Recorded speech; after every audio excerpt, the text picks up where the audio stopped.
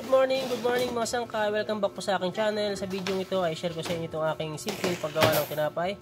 Ang tawag nga pala sa tinapay na ito dito sa amin ay kalihim. Pero bago tayo magsimula ay paki-like at share naman ang aking video. At paki-subscribe na rin po kung sakaling ikaw ay hindi pa nakapag-subscribe. So yan, simulan na po natin. So bali yung ating unang gagawin mga sangkay is yung palaman ng ating kalihim. Ayan, meron lang tayong asukal. Maglagay tayo ng konting asin, pang balance lang ng tamis ng ating palaman. Sunod maglagay tayo ng vanilya, food color, strawberry red po. Bali tansyahin nyo na lamang po kung gaano karaming food color ang inyong lalagay. Naglagay tayo dyan ng tubig at powder milk. So ayan, bali mix natin. Nga pala mga sangkay, hindi nyo napansin yung paglagay ko ng mantika. Bali naglagay po ako dyan ng mantika. Bali hindi ko pala na-play yung ating video nung ako'y naglagay ng isang kutsara na or isang tablespoon na mantika. So ayan, bali sinama ko na po dyan sa ating tubig yung ating mantika na isang tablespoon. At kapag nahalo na natin yan ay isunod na natin yung ating harina. So bali bubuuhin lamang po natin itong ating hinahalo. So ayan, bali kailangan po wala na pong buo-buo na harina dyan bago nyo tigilan sa paghalo itong ating palaman. So inulit ko, bali itong ating unang minamasa ay palaman po ito ng ating kalihim. So ayun mga sangkay, bali yung ating nga palang kumpletong ingredients at mga sukat itong ating ingredients ay puntahan nyo na lamang po sa ating description kung sakaling hindi nyo napansin dito sa ating screen. Huwag po kayo basta-basta magpa-fast forward kung sakaling gusto nyo matutong gumawa ng ating kalihim. So ayan mga sangkay, ito na yung ating palaman. Kapag ating na nagawa, ganyan lamang po siya kalapot itong ating palaman. Ay itabi muna natin. Dahil ang susunod natin gagawin is yung ating namang dough ng ating kalihim. So ayan, meron tayong asukal, asin, powder milk, vanilya. Maglagay na rin tayo ng tubig at lard. Pag nilagay nyo na yung mga ingredients na yan, haluin muna natin ng maayos. Tunawin natin yung asukal bago natin isunod yung ating ingredients na ilalagay. So inuulit ko, tunawin natin ng maayos yung ating asukal at saka yung asin. Paalala ko lang sa inyo mga sangkay, kung sakaling kayo po ay gagawa ng tinapay, bago nyo i-mix ang inyong mga ingredients, pag haluin ay double check nyo po muna kung sakto ba yung mga ingredients na inyong nilagay, sakto yung mga sukat, para po maiwasan nyo po yung pagkakamali, dahil sayang po yung mga ingredients na inyong gagamitin kung sakaling magkakamali po kayo.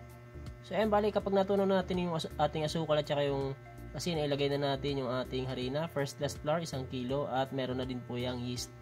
Yan, bali itong ating dough nga pala mga sangkay is gagamitin natin ito ng makina sa pagpapakinis. Para mas mabilis natin mapakinis ito, gagamitan natin ng makina. Pero kung wala kayong makina ay pwede naman po kayong magmano-mano ng ating dough.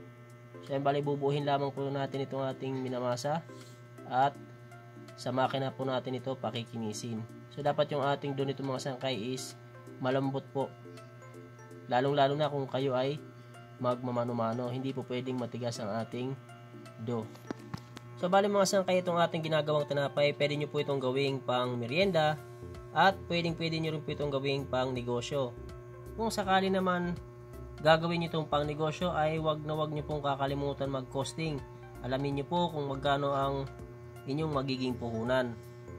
So ayan, bali pag nabuo na natin itong ating dough, ayan kung mapapansin nyo ay pakikinisin na natin sa ating makina. Yan po yung ating dough roller. So ayan, bali kung sakaling kayo po ay magpa-practice sa ating dough roller ay mag-iingat po kayo dahil po napakadelikado niyan. So yung ating dough nga pala mga sangkay sa ating paninipisan. Ayan, napanipisan natin yung ating dough gamit yung ating dough roller.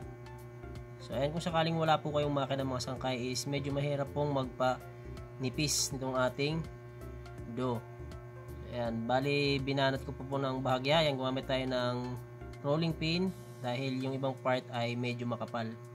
At kapag tama na po yung lapad ng ating dough ay yan, ilagay na po natin yung ating palaman. So bali yung ating palaman dyan mga sangkay, yung ating 1/4 ay kasyang-kasya po yan or sakto lamang po yan dyan sa ating dough. Kaya ubusin nyo po yung ating masa na palaman mga sangkay para dyan sa ating dough. Dahil nakasukat na po yan, yan po yung tamang sukat ng ating palaman para dyan sa ating 1 kilo na pabalat. Kung kayo ay gagawa nitong ating kalihim mga sangkay, wag na wag po kayong magmamadali. Hindi naman po madalian yan. Kailangan lamang po ay magawa nyo ng maayos yung inyong tinapay na gagawin para po maganda yung magiging kalalabasan po ng inyong tinapay. Yung atin palang pinangpapahid dyan na ginagamit sa may palaman, yan yung ating rubber spatula, ay kung wala po kayo niya, pwede naman po kayong gumamit ng kutsara dyan sa paglalagay ng ating palaman. Yan, pag ilagay na natin yung ating palaman mga sangkay, ay punta na tayo sa ating susunod na gagawin. Yan, bali hatiin natin yung ating dough. So bali, 2 baston yan yung ating kalihim. At pagkatapos natin magawa yun, ay pahiran natin yung mga gilid ng gatas dahil kailangan pong dumikit yan para mas madikit po yung ating pabalat dito sa ating palaman para hindi po siya bumuka pag atin ng pinalasa or niluto. So yan, bali tutupin lamang natin, babalutin lang natin itong ating palaman. So bali yung ating pagtupi ng palaman mga sangkay, bali itong ating pangserado na is dapat nakapatong siya doon sa isang pabalat or dough. Yan, ganyan po mga sangkay, mapapansin nyo, di ba nakapatong yung isang pabalat natin doon sa kabilang side ng pabalat. So bali dapat sila yung magdidikit, hindi yung doon sa palaman lamang, dahil kapag sa palaman lang ay maaari pa rin po yang bumuka. So bali panoorin nyo na lamang po ng maayos itong ating nasa video mga sangkay. Yan, gayahin nyo na lamang po kung paano ko binalot itong ating palaman. Ganyan lamang po kasimple, at kapag nabalot nyo na ay yan, baliktarin nyo lamang po yung ating masa na mayroong palaman at medyo banatin nyo lamang po, medyo papantayin nyo lamang yung kapal para magpantay po yung ating gagawing tinapay pag atin ng naikat or ikakat. So medyo dindinan nyo kung saan yung part na medyo makapal para magpantay po sila. Ayan, kung sakaling nagustuhan mo itong video natin mga sangkay, ay pakilike at share po muna nitong ating video at subscribe mo na rin po itong aking channel. Pindutin mo na rin ang bell button para lagi kang updated kung sakaling meron akong bagong video na i-upload. So, bali inuulit ko ang kumpletong ingredients natin. Kung sakaling hindi nyo napansin sa ating screen, ay puntahan nyo na lamang po sa ating description dahil doon ko po ilalagay ang lahat ng ingredients at mga sukat. Bali naka-convert na rin po into cups para kung sakaling konti lamang po ang inyong gagawin, ay pwede kayong makagawa gamit ang inyong cups at tablespoon kahit sa inyo pang mga bahay. So ayan, sana ay makatulong po sa inyo itong ating video. Next step natin, ayan, kung sakaling sa tingin nyo ay napantay nyo na yung kapal, yung lapad, hindi naman talagang perfect na pagpantay talaga yung pagkakapal, pantay lahat at pantay lahat yung lapad.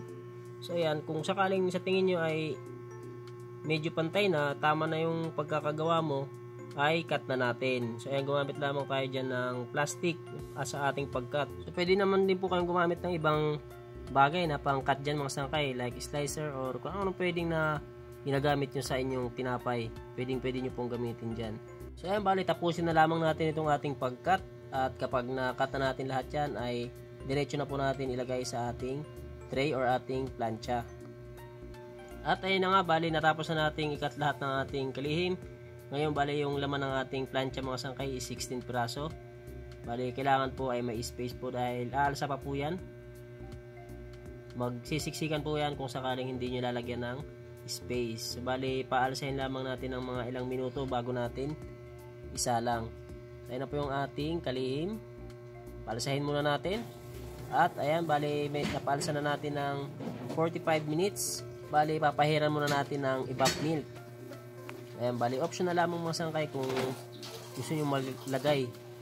Pwede rin naman maglagay kayo dyan ng itlog para mas mapula po yung ibabaw ng ating kalihim.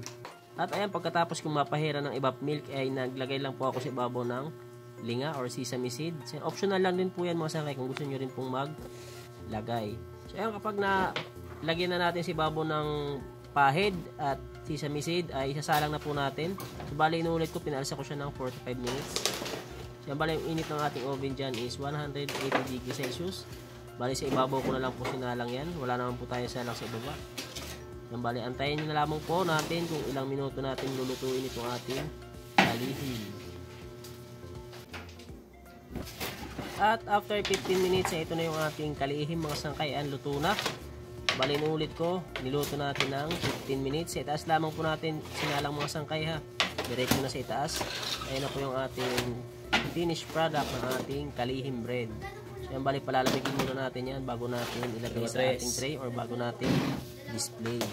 Ayan, bagong luto po na kalihim bread. Sana po ay nagustuhan yung ating video at sana po ay makatulong sa inyo, makapagbigay sa inyo ng idea. So maraming salamat po sa panonood. Huwag mong kakalimutan mag-like at share ang ating video at pakisubscribe na rin po. Thank you for watching. See you on my next video.